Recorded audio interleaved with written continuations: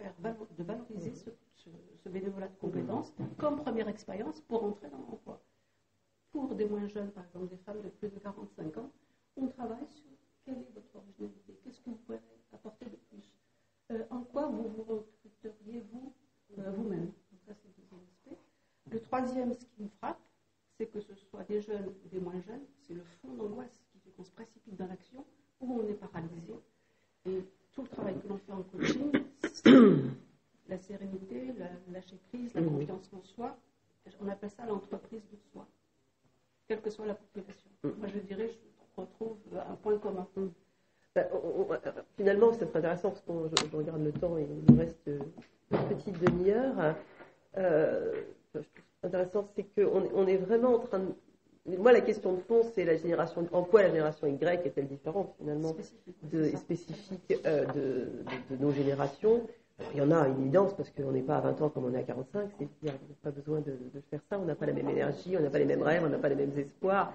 Mais moi, la question qui m'interpelle, c'est quelle est la part vous parliez tout à l'heure de cette société de l'action, même à 40 voire plus, on est là-dedans, la société d'urgence, l'angoisse, la peur de perdre son job, la complexité, les paradoxes qui sont, en tout cas, je ne sais pas s'ils ont toujours existé, mais qui sont certainement beaucoup plus identifiables, réels, prégnants. On parlait de la complexité de l'entreprise. Et moi, quand j'ai vraiment réfléchi, et je pense que c'est intéressant de dire, c'est en quoi la génération Y est-elle différente de ce que nous étions à 20 ans, ou en quoi c'est le monde qui est différent. Et je crois qu'il y a quelque chose qui est presque plus du monde que de la génération, même si du coup la génération ne s'adapte pas de la même façon que les autres générations au monde qui nous accueillent. Moi, ce que je trouve intéressant quand on parle coaching génération Y par rapport à coacher des gens plus dans ce qu'on a dit, et j'aimerais bien qu'on termine un peu un tour de table, c'est cette notion de temps. D'abord parce que quand on a 50 ans, on n'a pas le même temps que quand on en a 20, c'est une évidence, mais ça paraît évident de ça. Donc il y a ce temps, il y a ce paradoxe, et je vous donne la parole, je vais juste terminer parce que j'ai une coachée génération Y que je coach et qui adore m'envoyer des mails récemment. Et elle m'a envoyé un mail le 20 novembre, et voilà, elle me parlait de ses soucis, je vous passe dans des détails, mais elle termine par une phrase qui, pour moi, résume bien la génération Y, et je vous donne la parole. Ce week-end, je vais me ressourcer auprès de mon neveu qui a tout juste 9 jours. La vie devient plus facile quand on accepte l'existence des paradoxes et des non-sens. Et c'est une jeune cadre de la génération Y que je manage. Je trouve que c'est une façon pour moi d'être là-dedans. Alors, il y a plein de réactions, donc d'abord, oui. Quand je réfléchis à ces deux générations, j'ai toujours en mémoire des choses très en amont. Et la première chose que j'ai en amont, c'est la rupture du contrat social. C'est-à-dire, ce contrat implicite de Platon et que d'autres avaient, qui est l'emploi à vie contre l'obéissance. La sécurité contre une forme de soumission. Les salariés, bien sûr, mais les cadres, beaucoup de cadres, ce contrat a été rompu. Dans les années 80, c'est aussi des générations qui ont vu leur père au chômage. Ce n'est pas leur père, c'est le père de leurs amis. C'est-à-dire qu'à un moment donné, cette illusion de l'emploi à vie contre la sécurité a volé en éclat. Quelque chose de l'ordre de la confiance. C'est cassé entre l'entreprise et les personnes. Donc, mais ça a fait émerger une forme de liberté, puisque je ne suis pas dépendant de ce contrat social. Et de responsabilité. Tous les possibles sont permis. Liberté et responsabilité. Et là-dessus, le deuxième grand point que nous connaissons tous, évidemment, c'est la connexion au village mondial. Le fait que je suis connecté à l'ensemble des êtres humains de la planète fait que cette liberté est décuplée. Je peux avoir cette appartenance-là, cette appartenance-là, cette appartenance-là, etc. Et que je vais choisir non seulement mon espace de vie, mon espace de travail, mais aussi une communauté de patients. Enfin, pour terminer, je veux juste partager que mon fils va épouser une jeune femme qui est hongroise. Pour moi, c'est un indicateur des nouvelles générations, parce que le fils d'un ami va épouser une femme qui est chinoise et la fille d'un ami va épouser un Australien. Non, je crois que c'est un ancien combattant. Et mon frère, c'était proche. Tu vois ce que je veux dire? Et je terminerai très simplement en disant, ce qui me réjouit, c'est de voir que nos métiers de l'accompagnement au sens large, mentoring, coaching, accompagnement des équipes, l'accompagnement, les évolutions sont exponentielles, sont infinies. Et notre responsabilité est d'assumer cela et d'être une ressource cohérente et qualité. Moi, je voudrais faire le lien avec justement l'entreprise qui est plus refuge. J'avais une question à vous poser à l'entreprise et puis à vous sur le fait que la famille n'est plus refuge non plus. Notre divorciation actuelle, donc le besoin de se reconnecter avec soi. Et j'avoue être très très surprise par les pourcentages que vous avez dit, 80-20, sur l'entrepreneuriat qui est clairement Les hommes. Les hommes. Et là, j'avoue être assez. Je pensais qu'il y avait un espoir dans la nouvelle génération. Alors, ma question, c'est est-ce que dans l'accompagnement, est-ce que vous voyez, parce que, alors, sans faire des stéréotypes, mais est-ce qu'il y a un accompagnement que vous voyez différent? Comment vous expliquez le fait Homme-femme, la genrification. Il y a encore 80-20 dans l'entrepreneuriat, alors que les femmes doivent pouvoir s'assumer économiquement, parce qu'il n'y a plus. Voilà, donc c'était. Virginia Woolf a encore à se battre. Ce n'est plus la Virginia Woolf des créateurs, des écrivains, c'est la Virginia Woolf des créateurs d'entreprise. Ouais. C'est Élise, la future Virginia Woolf des créateurs d'entreprise. Pardon? C'est pas une chance en soi, c'est une entreprise. Voilà, exactement. C'est clair. Oui, c'est les mêmes scores sur nos bases de mentors aussi. Donc 80% d'hommes et 20% de femmes. Et ce sont les mêmes scores dans tous les pays? Parce que je sais que vous êtes ouvert. Oui. Même aux États-Unis. Ouais. Enfin, principalement, nous, je pense. Jusque-là, c'est intéressant parce que jusque-là, pour ma part, en tout cas, j'avais décidé de ne pas faire une logique de quota en disant que c'était probablement la répercussion d'un problème, enfin, d'une question beaucoup plus large, qui est aussi liée au fait que les femmes ont quand même envahi le monde professionnel depuis pas si longtemps. Si on prend un tout petit peu de recul, enfin, si je prends simplement la génération de ma grand-mère qui travaillait, c'était complètement extraordinaire et c'est ma grand-mère qui est encore en vie. Donc c'est peu de temps. Donc je pense que les femmes ont quand même envahi le monde professionnel depuis pas longtemps et que le monde professionnel est encore designé par et pour des hommes à plein de niveaux et notamment pour la maternité et sur plein de points. Oui, bien sûr. J'ai appris un chiffre aujourd'hui dans le cadre de la réforme de la formation. 80% des fonds de la formation en France vont auprès des hommes, plutôt grandes entreprises et plutôt diplômés. Oui, tout à fait. Ah oui, ouais. Oui, c'est une réalité. Donc c'est une réalité complexe et pour l'instant, quand j'ai vu ces chiffres vraiment écrits noir sur blanc sur les mentors, j'ai dit bon bah ok, et sur les créateurs, en fait ok, on passe en logique de quota actif. Donc maintenant on favorise clairement les femmes sur les besoins en accompagnement des femmes. Sous réserve de jamais trop généraliser, parce que cette question-là est délicate et que les entrepreneuses femmes n'aiment pas du tout qu'on les stigmatise en tant que femmes.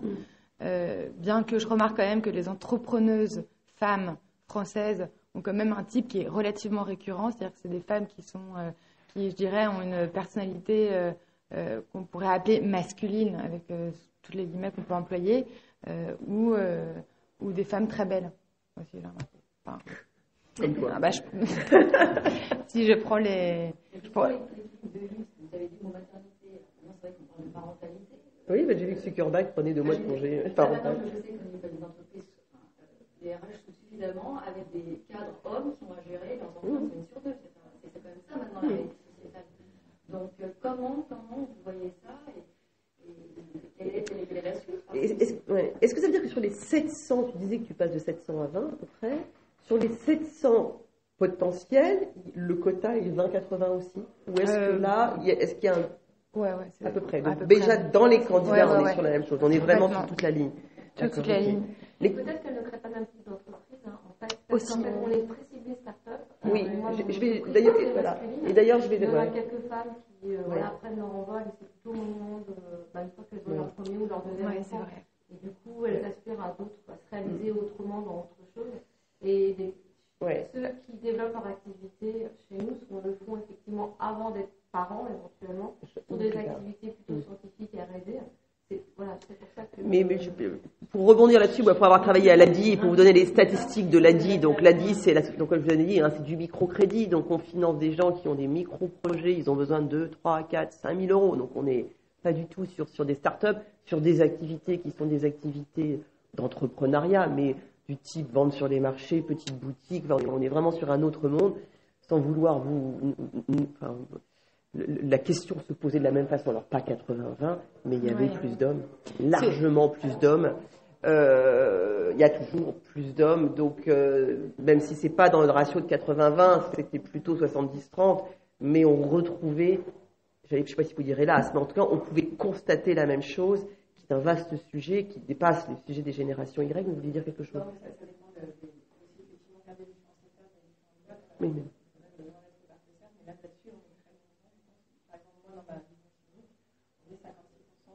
Hors salarié. Et en police, c'est 50% de femmes. Super. Donc, bravo. Effectivement, donc, Ça avance. Oui, il y a des. Oui, non, complètement. Je pense que ça avance complètement, c'est sûr. C'est plus en deuxième partie de carrière. Oui. Elles ont créé leur boîte, etc. Mais en première partie de carrière, elles vont pouvoir avoir une carrière très intéressante. Donc, je pense quand même qu'il y a. Et je trouve que là-dessus, on est tout assez exemplaire. J'ai l'impression que de grosses boîtes permettent quand même d'avoir des carrières aussi intéressantes. Vaste sujet. La Harvard Business Review de novembre a publié, ou d'octobre, je ne sais plus, a publié une petite étude sur les 100 meilleurs CEO globaux mondiaux qu'ils ont identifiés sur une base de critères. D'après vous, combien il y a de femmes? 2 sur 100. 2, et la première est 47e. Donc il y a encore du boulot, ça dépasse, on est là pour parler des générations. C'est vrai qu'on pourrait faire la prochaine fois Femmes et Coaching, la prochaine, mais il y a encore du travail et on voit bien qu'il y a encore beaucoup de travail. Il y a Valérie qui veut dire quelque chose et puis peut-être... non, c'est passé. Oui, quelques remarques. Moi, il me semble que donc, cette génération Y est quand même effectivement une génération qui veut très vite faire de l'argent.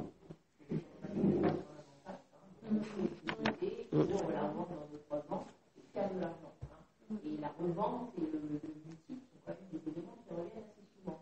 Et ce que j'observe, j'aimerais bien avoir des questions sur la table, c'est que cette notion de construction, d'amener l'autre à travailler avec soi, d'établir des relations, de construire, parce qu'une société se construit, même si les entreprises changent, même si le salariat n'est plus attractif, on va construire avec les autres, mais cette notion de construction n'existe pas forcément. Elle existe dans une notion d'utilisation de l'autre. Il faut faire de l'argent et on va en ressortir autre chose et aller très vite. Et je crois que vous avez tout à fait raison de rappeler le cas de Frédéric Madella, qui effectivement il a commencé il y a 15 ou 16 ans. On parle de lui maintenant. Et pendant 15 ou 16 ans, il a étudié beaucoup de place. Donc, ma question vis-à-vis du coach, c'est en quoi, comment vous arrivez dans votre coaching de jeunes à faire passer justement cette notion de construction, de management, et c'est aussi une déficience que notre collègue de Danone est en France, parce qu'aucune école n'apprend le management, certainement pas les écoles d'ingénieurs. Et le management, c'est cette construction ensemble, c'est travailler ensemble, construire ensemble, avancer ensemble, et faire d'une start-up quelque chose de plus gros, et peut-être une entreprise où beaucoup vont se réaliser. Je crois qu'il y a un modèle très petit qui émerge de ces start-up, et on veut faire la Élise va répondre et puis ensuite... En France, simplement pour apporter un petit complément d'info à ce niveau-là, parce que c'est une question effectivement assez importante, quelle est la motivation des entrepreneurs et pourquoi on lance aujourd'hui une start-up. Il se trouve qu'en France, la motivation des entrepreneurs n'est pas, en tout cas sur les populations qu'on connaît, donc vous avez à peu près compris le cadre, n'est pas l'argent, mais plutôt la liberté.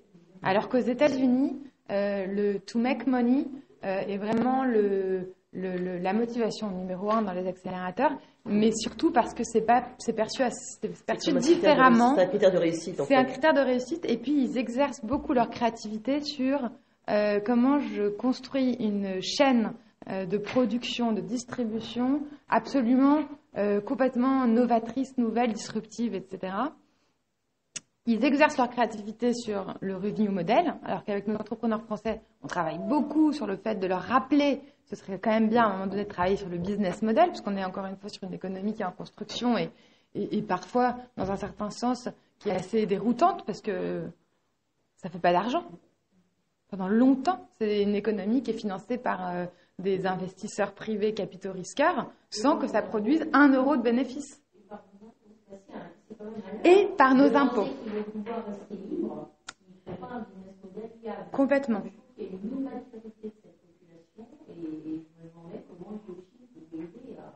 Il y avait deux réactions sur la remarque de Valérie, donc peut-être d'abord. Moi, c'était par rapport à ce qu'on évoquait tout à l'heure sur la place des femmes dans le monde du travail. Mais la question aussi, c'est qu'est-ce qu'on fait d'un petit nourrisson de 3 mois considérer 10 à 12 heures par jour. Quel est le projet de société qu'on a par rapport à ça? Et voilà, donc il n'y aura pas de réflexion et de prise en compte de ça. Je pense que les femmes, elles auront du mal à vivre leur vie professionnelle parce que le déchirer peut laisser un petit peu. Tout à fait.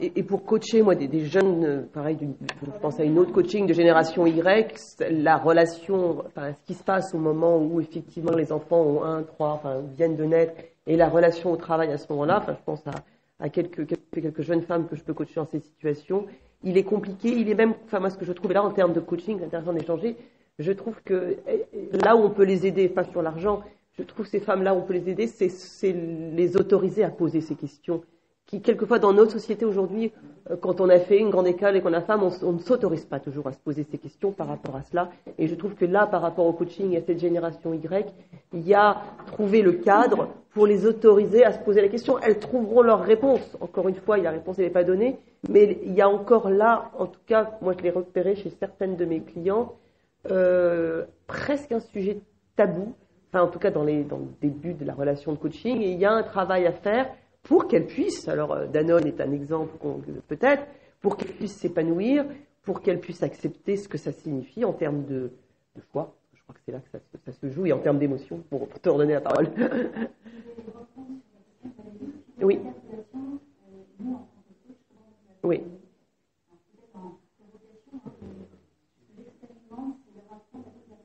Oui, c'est pas mal ça. Lâcher prise. Et apprendre avec l'apprendre, ça leur permet de se reconnecter avec l'être. Oui. Et après, seulement, on peut revenir vers l'action quand on a touché l'être. Et ce qui ne. Je ne suis pas du tout horrifiée par ces éducations, je suis très curieuse. Ce que je découvre chez eux quand on a touché le moment où ils prennent conscience qu'ils n'ont rien à réussir dans ce coaching pendant un temps.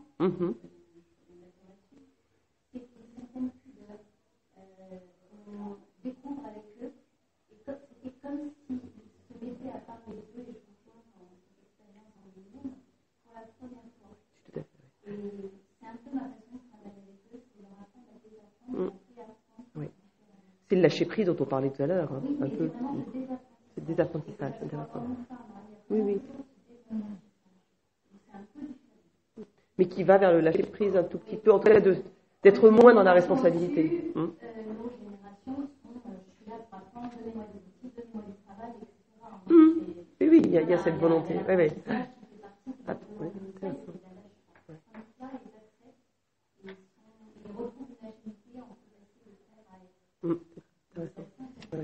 Pascal, tu veux dire quelque chose? Je vais aussi témoigner pour rebondir sur ce que tu disais, Catherine.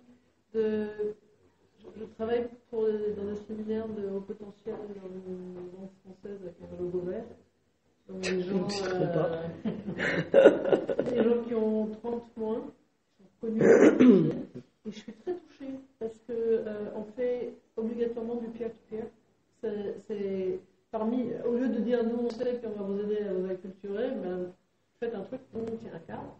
Et ce que je trouve fabuleux par rapport à ma génération X, chez les banquiers d'investissement, etc., c'est que eux, même les hommes, affirment entre eux, ben non, on ne se fera pas bouffer comme vous l'avez fait bouffer. Et il y a des gars en fusion-acquisition qui disent comment t'as tenu 12 ans là-dedans? Non, on ne fera pas ça. On veut avoir une vie. Et ils le disent officiellement. Et quand ils portent des messages au bout de 5 jours entre eux, c'est pas nous les propos, encore une fois, et ben c'est tout le temps le work-life balance, c'est tout le temps là, et c'est affirmé au management. Et c'est les gars, si vous ne laissez pas faire, ça se passe. Et c'est vraiment intéressant, ça. Parce que les Y, ils sont pas, ceux-là, en tout cas, ils ont beau être pressurés dans un monde culturel ça, c'est pas négociable. Je trouve ça super.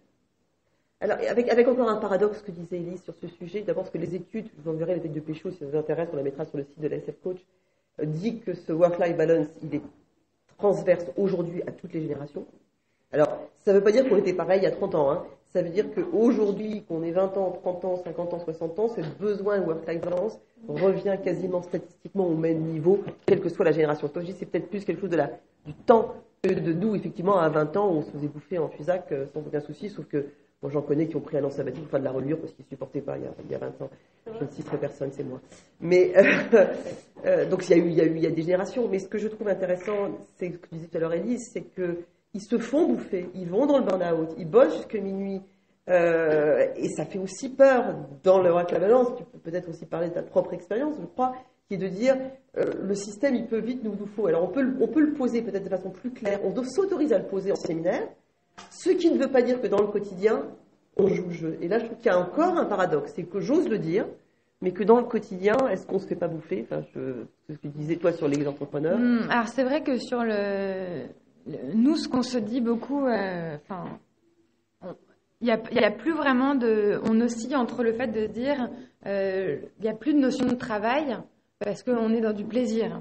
Donc, c'est un peu l'idée de se dire, justement, dans l'idée de travail, il y a l'effort, la contrainte, alors que finalement, on aspire à passer nos journées, à faire, ça c'est aussi le discours ambiant, mais un discours qui a quand même du sens, à faire, à exprimer nos talents, donc c'est-à-dire à utiliser positivement nos forces et ce pourquoi profondément on est destiné, et le mettre en action, donc c'est-à-dire avoir la liberté de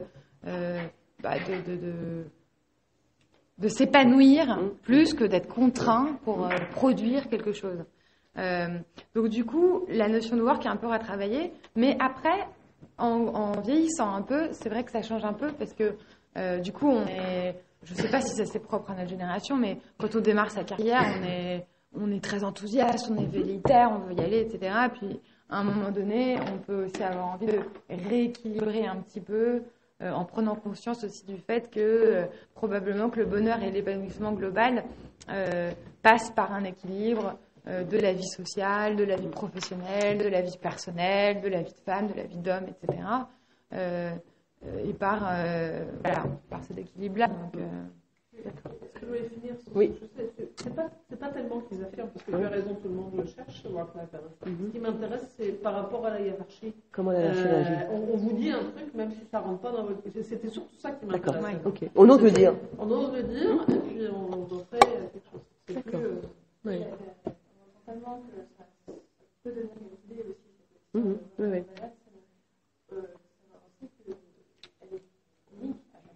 Elle est très pratique. Et ça, il faut toujours avoir en tête. Je dirais que pour les entreprises et en RH, ça, c'est une des difficultés aussi aujourd'hui. C'est vrai, quand on travaille en marketing, maintenant on parle d'apprendre, on n'a plus une cible globale, on ne se demande plus autant, mais maintenant il faut aller parler à chaque individu. C'est vrai aussi dans la gestion de service, et finalement, chacun a une organisation de travail différente, chacun a un équilibre pro-perso qui est différent. Ça ne les dérange absolument pas, travailler chez eux, tout ça, mais aussi, et c'est ça aussi qui me paraît complexité, ça fait partie de la complexité de gérer cette unicité. Oui, exactement. Tout en cohésion, parce qu'on est un groupe. Donc ça, c'est aussi, je pense, un des aspects de cette génération-là, c'est qu'ils veulent être des individus et dans de façon unique. Exactement. C'est ça, ce côté à la fois individuel et besoin du collectif, hein, toujours ce paradoxe qu'on retrouve. Alors, je regarde la montre, parce qu'il est, il est moins 10, donc on a échangé plein de choses. Ce que je vous propose, c'est peut-être que, comme on a commencé par un tour de table, mais de terminer par une petite phrase de chacun, et puis je laisserai la parole de la fin à Élise, sur ce que vous retirez de cet atelier par rapport à ce qui a pu être échangé de cette génération Y, de ce coaching, de cet outil, pour qu'on puisse au moins échanger sur la petite chose que vous partez que vous gardez dans votre besace, et puis peut-être les quelques frustrations si vous en reste, mais la petite chose que vous partez. On va commencer dans l'autre sens, Chantal. Moi, j'ai dit voilà, je repars avec liberté. Liberté, et ça résonne bien, et je trouve que ça résonne bien aussi avec notre métier d'accompagner la liberté. Voilà, c'est quelque chose qui me va bien. Ce qui m'a touchée, c'était cette notion d'impact, que je crois que je retrouve dans la ce qui fait que les salariés ont du plaisir à travailler, c'est l'impression qu'à un moment donné, ça contribue. Leur action contribue à quelque chose. Et on n'a pas toujours les organisations qui travaillent pour faire cette notion. Moi, je ne sais pas d'où ça vient, en tout cas, c'est l'enthousiasme qui brûle. Ouais. Moi, finalement, c'est un mot que je crois qu'on n'a pas dit. Mais ils ont une soif de vivre. Et donc, je pense que c'est en ça aussi qu'ils ont une capacité à prendre comment leur apprendre. Ça vient justement nourrir leurs besoins de liberté, leurs besoins d'avancer. Voilà, donc je vois ce côté-là. Peut-être une petite chose, il y a plein de questions que j'aurais aimé poser. En fait, le business model d'accompagnement, vous avez versé sur le fait que c'est des jeunes privilégiés. Et donc, en fait, on n'a peut-être pas parlé de l'autre côté, cette génération Y, en fait. Donc, le fait qu'on peut le voir comme quelque chose de très créatif, etc. Mais on l'a déjà un peu amorcé, mais on n'a pas le choix, en fait. Oui. Disons que si on veut s'insérer, il faut qu'on ait l'air différent, qu'on ait l'air d'en vouloir, etc. Mais je pense qu'il y a une grande partie de cette génération Y qui aimerait être salarié et qui ne peut pas. De ceux qui choisissent de créer leur entreprise ou d'autres. Moi, je me disais, par exemple, si votre business model permettrait de viser ce niveau d'excellence dans la création d'entreprise pour des gens qui sont, par exemple, à Maghrébin, qui viennent de la banlieue, qui ne sortent pas des grandes écoles. Bah, écoute, on a fait des, comment dire, on envoie régulièrement des entrepreneurs dans des collèges de ZEP pour parler d'entrepreneuriat. Encore une fois, comme la question des femmes, c'est une question large, cruciale, clé. C'est pour ça que je précise bien d'ailleurs le type d'entrepreneur qu'on a, parce que ça opère des vrais biais aussi quand même, et ça montre que l'entrepreneuriat dont on parle tant n'est pas encore si ouvert que ça. Donc c'est quand même bon de le rappeler. C'est une certaine vision de la société, etc., qui en découle automatiquement. Et pour rebondir, pas sur Numa, mais sur ce que fait l'ADI, parce que je porte ce témoignage, l'ADI a créé, il y a maintenant presque 10 ans, un programme qui s'appelle Créa Jeunes, avec Talent des Cités, qui est plus connu peut-être que Créa Jeunes, qui existe aussi. Et Créa Jeunes est un programme qui s'adresse, en lien avec les missions locales, à des jeunes qui ont entre 18 et 25 ans, qui souhaitent créer leur entreprise, qui n'est pas Numa, parce que ça a des startups, mais qui marchent sur des systèmes assez proches, c'est-à-dire de mentoring, d'entrepreneuriat ou de salariés. Je crois que Danone, mais je cite de mémoire, je ne sais plus. Il y a des grandes entreprises qui proposent du mécénat de compétences à leurs salariés pour venir accompagner dans la banlieue ces programmes de création qui ne sont pas quelquefois des startups informatiques, d'autres qui peuvent être des créations d'entreprises. Donc, il y a des volontés. Et vraiment, Talent des Cités en est une autre, Créa Jeunes. Il y a des volontés. Et moi, ce qui m'interpelle, c'est ce que disait Elise, c'est qu'on n'est plus, ou tu le disais aussi, c'est-à-dire qu'il n'y a plus toute ma vie je serai entrepreneur ou toute ma vie je serai salarié. Je suis capable de passer de l'un à l'autre pour des temps qui sont de 3 à 5 ans. Et je ne suis, en tout cas pour mon expérience de l'ADI, souvent c'était une question, on devient entrepreneur, on crée sa boîte, c'est ce qu'on disait, par défaut. Et là encore une fois, un petit peu comme Elise, je pense que notre expérience c'est de dire non, si vous créez votre boîte par défaut, vous vous plantez. Que ça soit un défaut de grande école ou un défaut de j'ai jamais travaillé de ma vie, il faut vraiment créer sa boîte par plaisir, parce que ça va être long, parce que ça va être compliqué, parce que ça va être une vraie énergie. Et ce que vous disiez, les premières séquences, cette énergie de vouloir le faire, c'est ça qui fait la différence. Donc, je ne sais pas si j'ai répondu à votre question. Vous ne m'avez pas, mais ça existe. Alors, encore une fois, et il y a beaucoup plus, si on va voir dans les cités, il y a vraiment des talents qui émergent sur des petites structures, c'est aussi bien, et qui donnent, là aussi, beaucoup d'envie. J'ajouterais aussi que je pense qu'il est important, et c'est un vrai risque dans nos écosystèmes, tech, jeunes, start-up, etc., de ne pas dévaloriser le salariat. Donc moi, j'ai fait plusieurs fois des événements où l'animateur, par exemple, dit non mais qui aujourd'hui est encore salarié? Bah moi. Ça va, je me sens pas une idiote complètement ringarde. Donc il faut faire attention aux idéologies contre idéologie. Et il s'agit plutôt de réinventer probablement le salariat, les cadres adéquats dans le.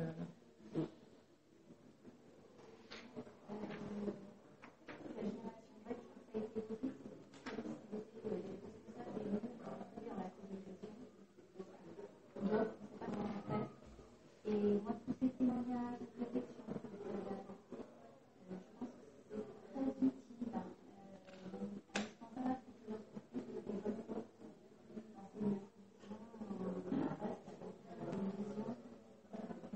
reste une vision mieux là. Mais je sais aussi que dans cette Ne serait-ce que financièrement d'ailleurs. Ne serait-ce que financièrement.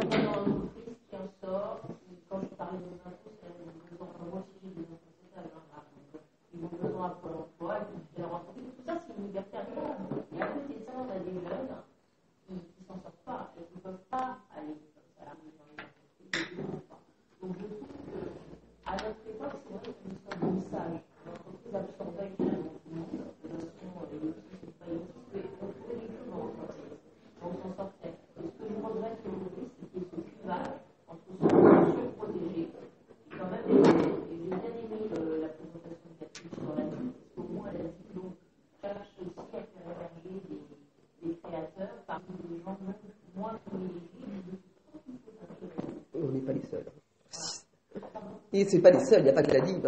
c'est pas la seule. Donc, on peut la réflexion sur le sujet de la génération Y, comment on peut aider les jeunes de la génération Y à s'intégrer de façon plus large en créant leur entreprise, ou en créant pas leur entreprise, mais en rejoignant des structures, dans le sens où ça s'intègre dans ces structures. C'est quand même un sujet. C'est clair. Et je pense qu'il y a aussi on en revient aussi des utopies un peu des géants du web qui pendant longtemps aux yeux de la génération Y ont porté un nouvel idéal.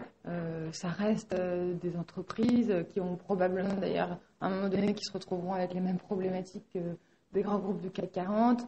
Il faut aussi rappeler que l'innovation aujourd'hui est beaucoup financée par les groupes du CAC 40. Donc tout ça marche un peu ensemble et qu'effectivement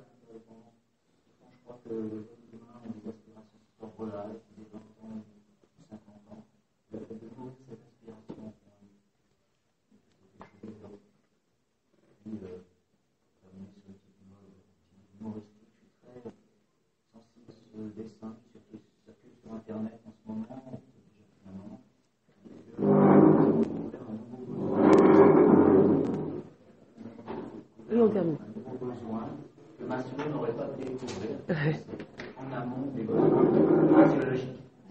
D'accord, c'est le besoin de Wi-Fi, merci. Terminer rapidement parce qu'on vient de se faire engueuler par Bernard parce qu'on la donne à la salle. On va essayer à parler de ces questions d'attente. Après, j'ai la même frustration que avec madame. Il y a énormément de jeunes qui ne sont pas des CSP+, et j'aurais beaucoup aimé entendre ceux qui sont tout seuls, à mon avis, il y avait pas mal Alors, en termes de coaching, il y a deux univers intéressants. Le monde associatif a besoin de coachs pour aider les jeunes moins favorisés à apprendre les codes du travail. Et vous voyez de plus en plus d'associations qui sont parties, qui parlent de finalement comment on gère les jeunes, comment on les aide à s'habiller, comment on les aide à parler. Et évidemment, on remonte sur les émotions, les comportements dans un monde du travail pour des jeunes qui n'ont pas été formés et qui ne sortent pas des autres écoles. C'est un travail intéressant pour les métiers. Et puis il y en a un autre qui est d'aider les managers dans les entreprises grandes et petites à accepter la nouvelle relation qui se crée avec ces jeunes de la génération Z qui n'ont pas un respect inné pour l'autorité, qui les déstabilisent. Y aller, il faut savoir parler, apprendre à écouter autrement. Donc c'est assez intéressant de faire les deux. Voilà. Le mot paradoxe, le mot plaisir, et pour le lien, le système de la chaîne du comportement, on va dire, par obéissance, fonctionne on a des gens prévisibles, j'ai l'impression justement, il y a prévisible, c'est le mot paradoxe. Ouais.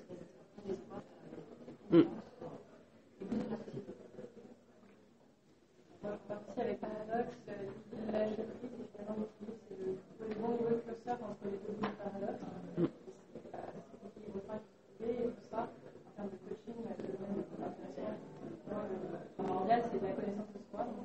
Donc finalement, c'est plus facile de lâcher prise quand on se connaît et quand on est rassuré.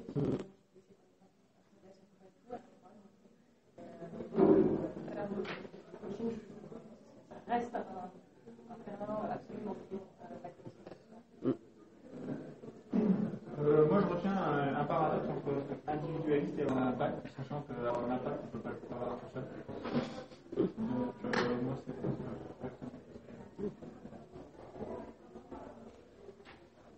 une question. C'est que la génération, les plus jeunes, moi, je n'appartiens pas à cette génération grecque. On a déjà Les milléniums. C'est ce qu'on appelle les milléniums aussi. Je crois. Alors, j'avais pas le terme, mais là, ce que je demande, c'est qu'il y a eu un sondage fait auprès des jeunes sur la quoi ils aspiraient. 60%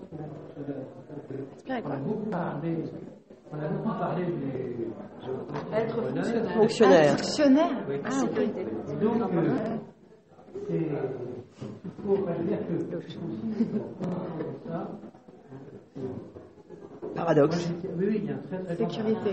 Encore un paradoxe, oui. Encore un paradoxe. Plein d'enthousiasme comme on a de voir aussi des jeunes coachs arriver. Et puis l'attention à chacun d'entre nous, gaffe aux stéréotypes, exactement comme pour les cultures. On ne peut bien parler de l'autre que quand on est allé faire un tour au fin fond de la Sibérie pour voir s'ils sont vraiment aussi fluents que ce qu'ils sont. Et donc continuons à les présenter les autres. Ce que je retiens, c'est le processus de construction de soi, quel que soit le support finalement. Et pour des jeunes issus de la diversité, je prends le mosaïque RH qui fait un travail remarquable. Exactement, un autre exemple. J'avais une déception, c'est que dans l'égalité, l'équilibre parental, vie privée, vie professionnelle, on a très peu parlé du label homme-femme et diversité aujourd'hui, qui était une manière de favoriser aussi ce travail. Et je me dis, les RH ont une responsabilité. On n'en parle pas aujourd'hui. En tout cas, vous n'en avez pas parlé. C'est un clignotant pour moi. Et juste une réaction, j'ai ma fille génération Y qui me dit, je ne comprends pas parce qu'elle gère une petite équipe. Je ne comprends pas les milléniums. Je ne comprends pas les autres. C'est exactement ça. Ils sont durs, n'importe quoi. Comprendre l'autre et l'accepter dans sa différence. Moi, c'était ça que je garderais, effectivement. Je laisse la parole de la fin à Alice, que je remercie. Merci d'être venue ici. Merci beaucoup, Élise. Et je te laisse la parole de la fin. Bah non, j'étais ravie d'être ici et de vous écouter. Et je pense mais je l'ai toujours cru, donc c'est tellement une nouveauté, que les coachs ont une grande place à jouer dans les structures d'accompagnement qui sont quand même, des façons d'apprendre, transmission, de création de valeurs nouvelles et d'avenir. Plus personne ne peut en douter. Et que